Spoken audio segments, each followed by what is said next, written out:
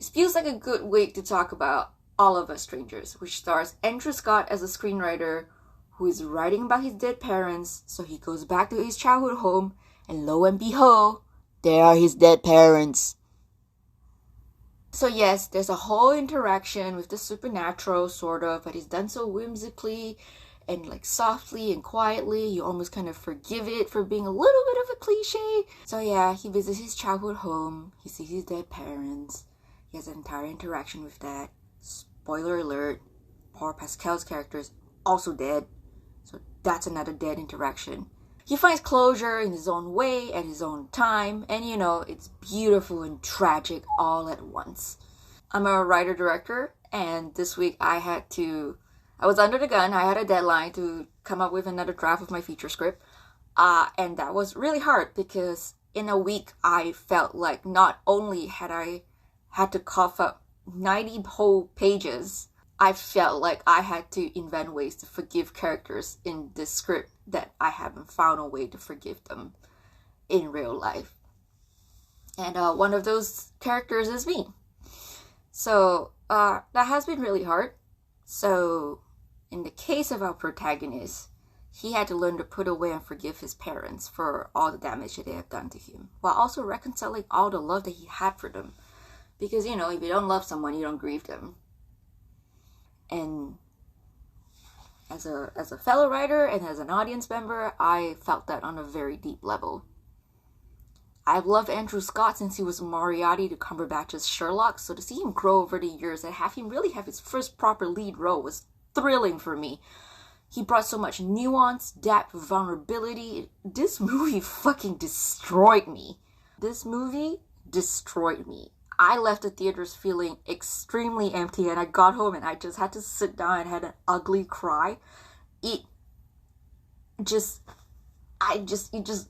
pulled out the biggest fears that I had, and just I'll put them all on screen. I don't know how to say, but it just ruined me. I attribute it to, honestly, the immense sense of loneliness the film managed to capture. He's so alone.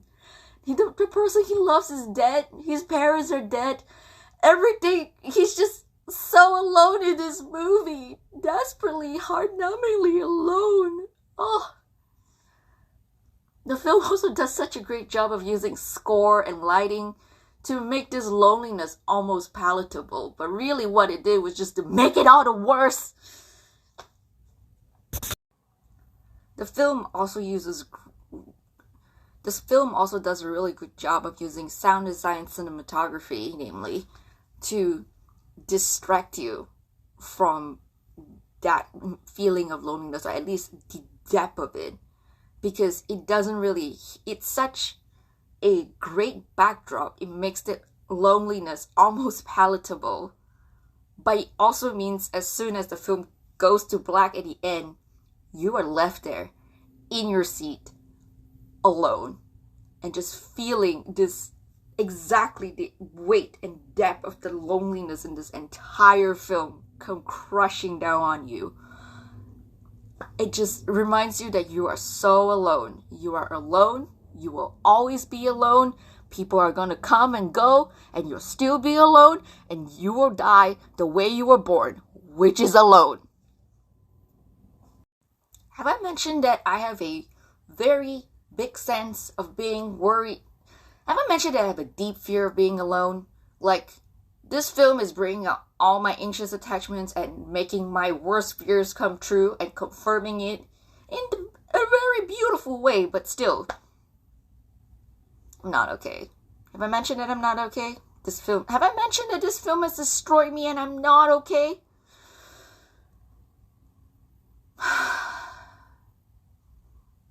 Bye.